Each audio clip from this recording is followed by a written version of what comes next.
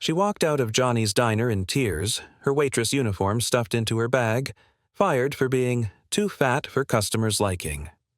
3 days later, a gleaming Rolls-Royce pulled up to that same restaurant. When she stepped out, the manager's jaw dropped. He never imagined the woman he'd humiliated would come back like this, and how? But she wasn't there for revenge. She had something far more powerful in mind. Before we continue, comment from where you are watching from. She stood frozen in the employee break room of Johnny's diner, her work apron clutched tightly in trembling hands, as Mike Peterson's words hung in the air like poison. "Look, Sarah, I'm trying to run a business here, not a charity. Customers come in expecting a certain image, and you just don't fit it anymore." The new manager's eyes swept dismissively over her fuller figure, not even attempting to hide his disdain. "Maybe you should focus on your diet instead of waiting tables. Your uniform doesn't even button properly anymore." Sarah Johnson felt her cheeks burn with humiliation as snickers erupted from Tina and Veronica, the two hostesses who had been hovering near the door. 3 years of perfect service, of never missing a shift despite her mother's illness, of remembering every regular's order before they even spoke, all dismissed because she'd gained weight during the most stressful months of her life. "You can pick up your final check next Friday," Mike continued, already turning his attention to the scheduling sheet in his hands, her dismissal complete. Sarah lifted her chin, refusing to let him see her tears. "My mother's medical bills won't pay themselves," she said quietly. Mike shrugged without looking up. "Not my problem. Plenty of people need jobs who actually care about their appearance." As she pushed through the back door into the alley behind the restaurant, her phone buzzed with a text. It was from Jason, her fiancé of 6 months, a man she'd fallen in love with through video calls and messages but had yet to meet in person. "Can't wait to finally see you next week. I have some big news to share." Sarah wiped her tears with the back of her hand. Neither of them could possibly know just how big that news would become, or how dramatically it would change everyone at Johnny's diner, especially Mike Peterson. The modest 2-bedroom apartment Sarah shared with her mother smelled of antiseptic and rose-scented air freshener. It wasn't much, but it was home, carefully maintained despite the medical equipment that had become a permanent fixture in the living room. "Sarah, honey, is that you?" Her mother's voice called weakly from her hospital bed by the window, the one place in the apartment that got decent sunlight. "Yes, Mom. I'm home early." Sarah forced brightness into her voice as she entered the living room, quickly tucking her uniform deeper into her bag. Carol Johnson had once been vibrant and sturdy, the kind of woman who worked 2 jobs while raising a daughter alone. Now, the aggressive cancer treatments had left her frail, her once full face hollow, but her eyes remained sharp as they narrowed at her daughter. "What happened?" she asked, patting the edge of her bed. Sarah sat down, the familiar weight of responsibility pressing on her shoulders. "Nothing gets past you, does it?" "Not much." Her mother's smile was gentle. "Tell me." "I lost my job." Sarah's voice cracked. "The new manager said I don't fit the image they want anymore." Understanding dawned in Carol's eyes as she reached for her daughter's hand. "Because you've gained weight since my diagnosis." Sarah nodded, tears welling up. 3 years there, Mom. Perfect attendance, perfect reviews. But the new guy's been there 2 weeks and suddenly I'm not good enough." "Oh, sweetheart." Carol squeezed her hand. "I'm so sorry. This is because of me, because you've been taking care of me instead of—" "Don't," Sarah interrupted firmly. "Don't blame yourself. This is on Mike Peterson and his shallow values, not you." Carol studied her daughter's face. "What will you do now? The medical bills?" "I'll figure it out. I always do." Sarah forced a smile. "Besides, Jason's coming next week. It'll be our first time meeting in person." A shadow crossed Carol's face. "Sarah, about this man. Are you sure about him? Engaged to someone you've never even met in person?" It was an old conversation, one they'd had repeatedly since Sarah had accepted Jason Miller's proposal 3 months earlier. "Mom, we've talked about this. Jason understands why I couldn't leave you to travel to Chicago. He respects that I put family first." She paused, remembering their countless video calls. how his eyes crinkled when he laughed, how he'd listened for hours as she talked about her mother's treatments. Some people just connect. We did. I just worry. It seems too good to be true. This handsome, successful man who's willing to wait to meet his fiancée because she's caring for her sick mother. Sarah smiled, understanding her mother's concern. Maybe it is. But sometimes good things happen, even to us Johnsons. Her phone buzzed again. Another text from Jason. Just booked my flight. 3 more days until I finally see your beautiful face in person. Sarah showed her mother the message. See? 3 more days. Carol's expression softened. Well, I can't wait to meet the man who's made my daughter smile through the hardest year of our lives. Later that evening, as her mother slept, Sarah sat at their small kitchen table, scouring job listings on her laptop. Nothing that would pay what she needed for the medical bills. Nothing that would hire her quickly enough to make next month's rent. She opened her video chat and saw that Jason was online. When his face appeared on screen, his warm smile made something tight in her chest loosen a little. "There's my girl," he said, his voice a deep rumble that even through speakers made her feel safe. "What's wrong? You've been crying." She hadn't planned to tell him, not wanting to burden him before his visit, but something in his kind eyes broke her resolve. As the story spilled out, she watched his expression change from concern to anger. "He fired you because of your weight?" Jason's voice was quiet, controlled, but she could see the muscle in his jaw twitching. "That's discrimination, Sarah." "Maybe, but proving it would take time and money I don't have." She sighed, running a hand through her hair. "I just need to find another job before the bills come due." Jason was silent for a moment, his gaze intense even through the screen. "My news might help with that, actually. I was going to wait until I got there, but—" He paused, a smile playing at his lips. "What would you say if I told you I just finalized a big business acquisition? Something that might solve this problem completely?" Sarah tilted her head, curiosity momentarily displacing her worry. "I'd say, congratulations. And what does that have to do with my job situation?" "You'll see," he promised, his eyes twinkling with a secret. "Just trust me for 3 more days. Can you do that?" "You know I do." And she meant it, despite having never felt his hand in hers, despite her mother's concerns. Some connections defied explanation. Whatever Jason's surprise was, she believed it would help somehow. What she couldn't possibly imagine was just how completely it would transform everything, not just for her, but for everyone at Johnny's Diner. Back at Johnny's Diner, Mike Peterson sat in his office reviewing the day's receipts with satisfaction. The place had run smoother without Sarah Johnson's fuller figure disrupting his vision of the perfect diner.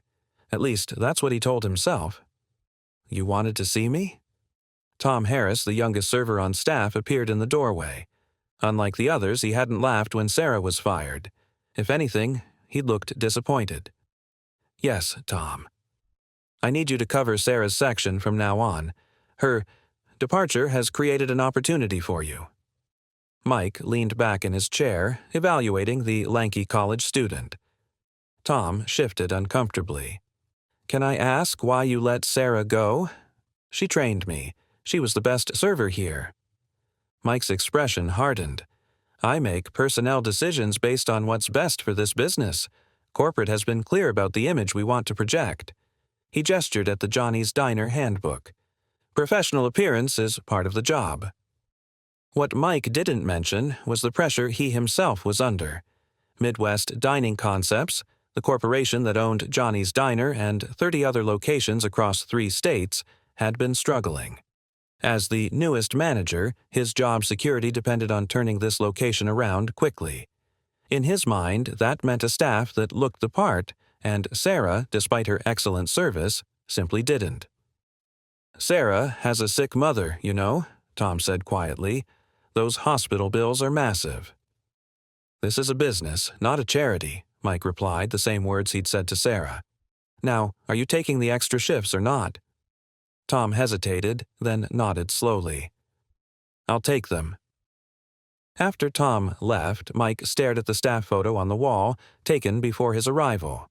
Sarah stood in the center, her smile radiant, arm around elderly Mrs. Crawford, their most regular customer. Something uncomfortable twisted in Mike's stomach. He pushed it down. Sentimentality was for people who didn't have targets to meet. 2 days later, Sarah sat beside her mother's bed, reading aloud from a dog-eared paperback. The home health nurse had just left after changing Carol's IV, and the small apartment felt quiet. "Sarah," her mother interrupted, "you don't have to pretend everything's okay. I know you're worried about money." Sarah closed the book, managing a small smile. "We'll be fine, Mom. I've got some interviews lined up." It wasn't entirely true. She had one interview at a convenience store that paid far less than Johnny's had. Carol coughed, wincing from the effort. "I've been thinking. Maybe we should sell the jewelry your father gave me. The diamond earrings might cover—" "No," Sarah said firmly. "Those are your memories. We're not selling them." Her phone rang, Jason calling. She answered with relief at the interruption. "I'm at the airport," his deep voice announced. "Just landed. I can't wait to see you." Sarah's heart leapt. "You're here? Now? I thought you weren't coming until tomorrow." "Couldn't wait another day," he replied, and she could hear his smile. "I'm getting a rental car and coming straight to you. Text me your address." After hanging up, Sarah looked down at her faded jeans and oversized t-shirt, suddenly self-conscious. This man had only seen her through carefully angled video calls. What if the reality of her disappointed him? "Go change," her mother urged, reading her thoughts. "And Sarah, remember that any man worth having will see you, all of you, and consider himself lucky." An hour later, there was a knock at the door. Sarah's hands trembled as she smoothed down her hair one last time. This was it, the moment of truth. She opened the door, and there he was. Jason Miller stood taller in person than he appeared on screen, his broad shoulders filling the doorway. His dark hair was cut short, professional yet stylish, and his blue eyes crinkled exactly the way they did on video when he smiled, which he was doing now, a wide, genuine smile that made her heart skip. "Sarah," he breathed, taking her in. Then he stepped forward and wrapped her in a hug that felt like coming home. Finally. Sarah melted into his embrace, relief washing over her. He was real. He was here, and he was looking at her, all of her, like she was everything he'd hoped for. "Come in," she said, suddenly shy. "My mom's excited to meet you." As they entered the living room, Carol Johnson was sitting up in her bed, her keen eyes evaluating the man who had captured her daughter's heart. "Mrs. Johnson," Jason approached with respect, taking her fragile hand gently. "I've heard so much about you. It's an honor to finally meet you." Carol's eyebrows raised slightly as she took in the designer watch on his wrist, the quality of his casual clothes. "Likewise, Mr. Miller. I understand you're in business?" Jason sat beside her bed. "Please, call me Jason. And yes, I run a restaurant investment group. We acquire struggling restaurant chains and turn them around." Sarah, bringing in coffee from the kitchen, nearly dropped the mugs. "Restaurant chains," she echoed. Jason turned to her with that secret smile she'd seen on their call. "That's my surprise.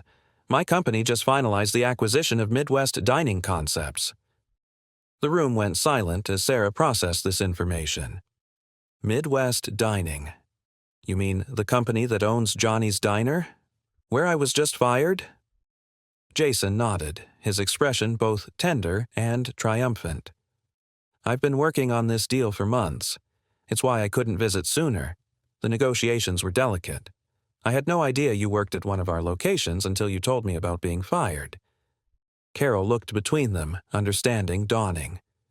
"So you now own the restaurant that just fired my daughter for her weight?"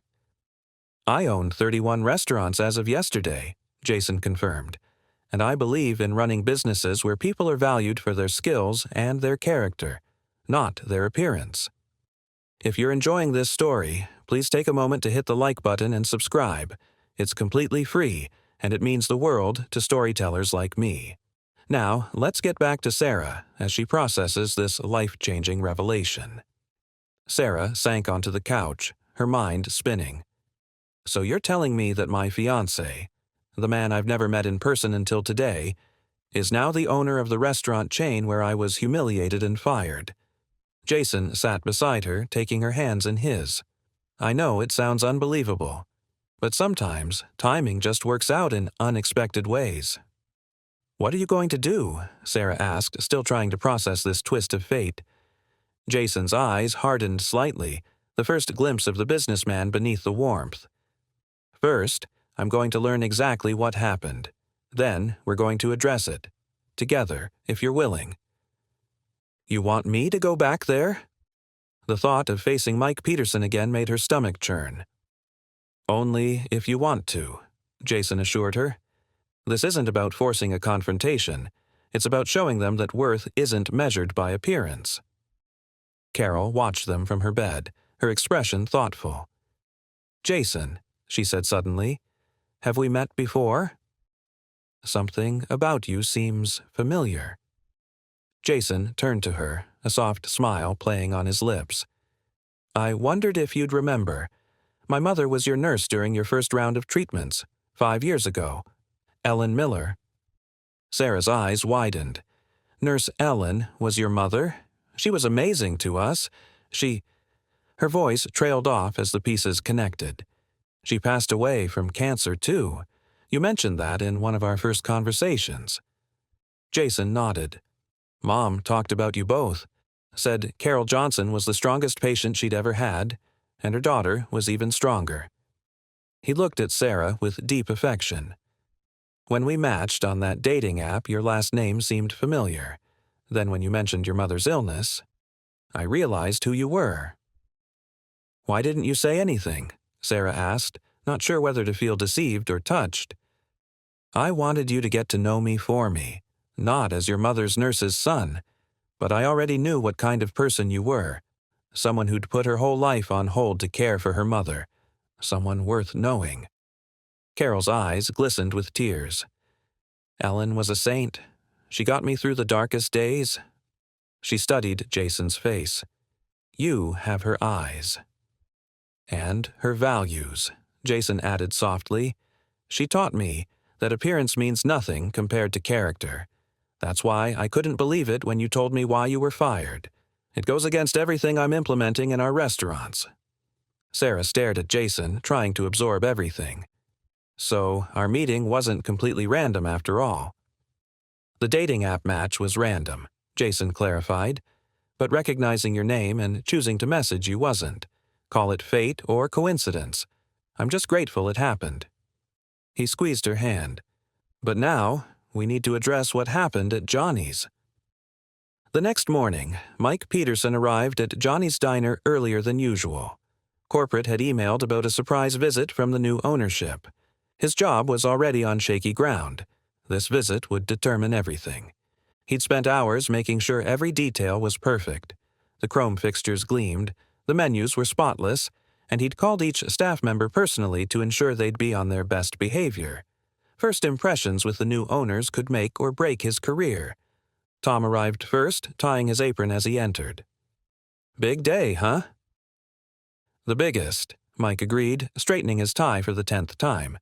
Word is the new owner's visiting each location personally. Johnny's is his first stop. Any idea what he's like? Tom asked, watching Mike nervously rearrange the counter displays. Corporate just said he's young, ambitious, and has big plans for modernizing the brand. Mike lowered his voice. Between us, I'm thinking this might be my chance for a promotion to regional manager, if he likes what he sees here. Tom nodded, his expression unreadable. Good luck with that. By 10:15, the diner was half full with the late breakfast crowd. Mike positioned himself near the door, ready to greet the new owner the moment he arrived. The staff moved with extra precision, aware of what was at stake. At precisely 10:30, a sleek black Rolls-Royce pulled up outside Johnny's diner. Conversations halted mid-sentence as customers and staff alike stared at the luxury vehicle. That can't be him, Mike muttered, his collar suddenly feeling tight. Must be lost. But when the chauffeur opened the rear door, a tall man in an impeccably tailored suit emerged. He looked around the parking lot with the confidence of someone who owned not just this building, but the very ground beneath it. Mike swallowed hard and pushed through the front door. "Welcome to Johnny's Diner, sir. You must be our new owner. I'm Mike Peterson, manager of this location." The man regarded him coolly. "Jason Miller," he replied, offering a firm handshake, "Chief Executive Officer of Heritage Restaurant Group." "It's an honor to have you with us today, Mr. Miller," Mike gushed, opening the door. "We've prepared everything for your inspection. I'd be happy to show you." "That won't be necessary yet," Jason interrupted smoothly. "I'm waiting for someone." As if on cue, the chauffeur opened the other rear door of the Rolls-Royce. Mike's rehearsed welcome died in his throat as Sarah Johnson stepped out, looking more confident than he'd ever seen her. She wore a simple but elegant dress that complemented her figure rather than hiding it, her head held high as she walked toward them. "Sarah," Mike stammered, blood draining from his face. "What are you doing here?" Jason placed his hand gently at the small of Sarah's back. "Mr. Peterson, I believe you've already met my fiancé." Mike's mouth opened and closed like a fish out of water. "Your fiancé?" "Yes," Jason continued, his tone pleasant but his eyes hard as steel. "Sarah has told me quite an interesting story about her last day working here. Perhaps we should discuss it in your office?" Inside, the diner had gone silent. Every customer, every employee watched the scene unfolding. Tom stood by the counter, a slow smile spreading across his face. In the manager's office, Mike sank into his chair, his confident facade crumbling. "Mr. Miller, I can explain." "Please do," Jason said, remaining standing while Sarah took the chair across from Mike. "Explain why you fired a 3-year employee with a perfect record because of her weight." Mike's eyes darted between them. It wasn't just that. It was about professional appearance, which corporate has always emphasized. "I am corporate now," Jason interrupted, "and I'd like to know when professional appearance became code for discriminating against employees based on body type." Sarah watched Mike squirm but found no pleasure in it. This man had humiliated her, had made her feel worthless, and yet revenge didn't taste as sweet as she'd imagined. Instead, she felt something unexpected. Pity. "Mike," she said quietly, "why did you really fire me?" Caught off guard by her gentle tone, Mike's rehearsed excuses faltered. "I was told this location needed to improve its image or face closure. My supervisor made it clear that certain standards needed to be enforced." He ran a hand through his hair, suddenly looking much older. "I have a family. I needed this job." "So you sacrificed someone else's livelihood to protect your own," Jason observed. Mike looked down at his hands. "I told myself it was just business." "It's never just business when it involves people's dignity," Sarah said. "My mother is fighting for her life. Those medical bills don't care about my appearance." Jason studied Mike thoughtfully. "Who was your supervisor?" "Richard Brennan, regional director." Mike's voice was barely audible. Jason nodded, making a note on his phone. "Mr. Brennan no longer works for this company. His employment was terminated yesterday." Mike's head snapped up. "What?" "My first act as CEO was to review the company culture. Mr. Brennan's approach to improving image didn't align with our new values." Jason put his phone away. "Which brings us to you, Mr. Peterson." Mike swallowed hard, resignation spreading across his face. "I understand. I'll clean out my desk." "That would be premature," Jason replied. "Sarah and I have discussed your situation extensively." Sarah leaned forward. "I don't want you fired, Mike." Both men looked at her with surprise. "You don't?" Mike asked, confusion evident on his face. "Firing you doesn't solve the real problem. It just continues the cycle." Sarah's voice was steady. "What this company needs isn't fewer people like you. It needs people like you to change." Jason smiled at Sarah with unmistakable pride before turning back to Mike. "My fiancé has convinced me that you deserve a chance to be part of the solution. Heritage Restaurant Group is implementing a new initiative. one that promotes diversity in all forms and evaluates employees solely on performance and character.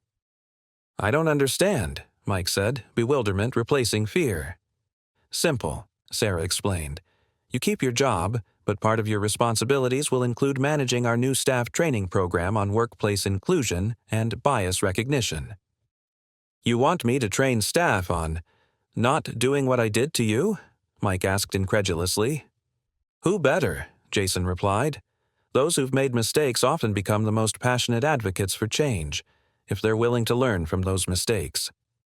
Mike stared at them both, realization slowly dawning. This wasn't the punishment he'd expected. It was something far more powerful, a chance at redemption. There's one more thing, Jason added. Sarah will be your direct supervisor as our new district manager for staff development. You're hiring me back? Sarah asked, turning to Jason with surprise. This hadn't been part of their discussion. If you'll accept the position, Jason confirmed. You understand better than anyone what needs to change in our company culture. I can't think of anyone better qualified to implement that change. Mike looked at Sarah, genuine remorse in his eyes for perhaps the first time. I would deserve it if you fired me. Why aren't you? Sarah thought of her mother, of Nurse Ellen, of all the lessons about dignity and kindness she'd learned while caring for someone fighting for their life. Because treating people as disposable is what got us here in the first place. I'm choosing to see your potential instead of your mistakes. Outside in the diner, Tom approached the office door hesitantly, knocking softly before entering. Excuse me, Mr. Miller. The staff is wondering what's happening. There are rumors that we're all getting fired. Jason shook his head. No one's getting fired today, Tom. In fact, we're about to have a staff meeting about some positive changes coming to Johnny's Diner and the entire Heritage Restaurant Group. Tom's relief was palpable. That's great news. Also, Mrs. Crawford is here. She hasn't been in since Sarah left. She's asking for her. Sarah smiled at the mention of the elderly customer. I'll be right out. As Tom left, she turned to the two men. Shall we begin building a better restaurant? Together. As Sarah stepped out of the office, the diner fell silent. Every employee and several regular customers stared at her, confusion and curiosity evident on their faces. At a corner table sat Mrs. Crawford, an 80-year-old widow who had eaten breakfast at Johnny's every day for the past decade. Her weathered face lit up at the sight of Sarah. There's my girl, she called out, waving a gnarled hand. Sarah made her way to Mrs. Crawford's table and bent down to hug the elderly woman. I've missed you, Mrs. C. double quote. This place hasn't been the same without you, Mrs. Crawford declared loudly, shooting a disapproving glance toward Mike as he emerged from the office. That one told me you'd quit. I knew better. Sarah smiled. I didn't quit, but I'm back now. In fact, I'm the new district manager. Mrs. Crawford's eyebrows shot up. Well, I'll be. Always knew you were meant for bigger things. Jason approached, extending his hand to the elderly woman. Mrs. Crawford, I'm Jason Miller, the new owner of Johnny's, and Sarah's fiancé. Mrs. Crawford sized him up with the shrewd assessment of someone who had seen it all. So, you're the one who finally recognized what a treasure our Sarah is. She nodded approvingly. About time someone did. Trust me, I know how fortunate I am, Jason replied, his eyes on Sarah. Mike cleared his throat, looking uncomfortable but determined. Everyone, could I have your attention, please? The staff gathered around, their expressions wary. Tina and Veronica, the hostesses who had laughed at Sarah's humiliation, hung back, their faces flushed with shame. I owe everyone an apology, but especially Sarah, Mike began, his voice steady despite his obvious discomfort. I made decisions based on appearances rather than character and performance. That ends today. He gestured to Jason. Mr. Miller has a new vision for Johnny's Diner, and I'm committed to helping implement it. Jason stepped forward. Heritage Restaurant Group believes that our greatest asset is our people. All our people, regardless of how they look, where they come from, or what challenges they face. Starting today, every location will operate under new guidelines that ensure everyone is treated with dignity and evaluated solely on their work. A murmur spread through the group. Tom was the first to speak up. "Does this mean Sarah's coming back?" "In a manner of speaking," Sarah replied. "I'll be overseeing staff development across the district. My first priority is creating an environment where everyone feels valued." She noticed Tina and Veronica exchanging nervous glances. "And yes, that includes everyone currently employed here. We're moving forward, not looking backward." The relief on their faces was evident. Sarah realized that forgiveness wasn't just powerful for the recipient, it was liberating for the giver. As the impromptu meeting dispersed and normal service resumed, Sarah pulled Jason aside. That job offer was a surprise. "A good one, I hope," he replied. "The position needs to be filled, and you're the most qualified person I know. It has nothing to do with us being engaged." Sarah studied his face, finding only sincerity. "You really believe in me, don't you?" "From the moment we first spoke." Jason took her hand. "But there's something else we need to discuss. Something more important than Johnny's Diner or Heritage Restaurant Group." Sarah tensed. "What is it?" "Your mother's treatment," Jason said softly. "I've been in touch with a specialist in Boston who's having remarkable success with cases like hers. If you're willing, I'd like to arrange a consultation." Tears welled in Sarah's eyes. "Jason, those specialists cost—" "Don't worry about the cost," he interrupted gently. "What matters is giving your mother the best chance possible." Sarah thought about protesting, about maintaining her independence, but then she thought of her mother fighting for her life. Pride had no place in that equation. "Thank you," she whispered, squeezing his hand, "for everything." "Partners support each other," Jason said simply.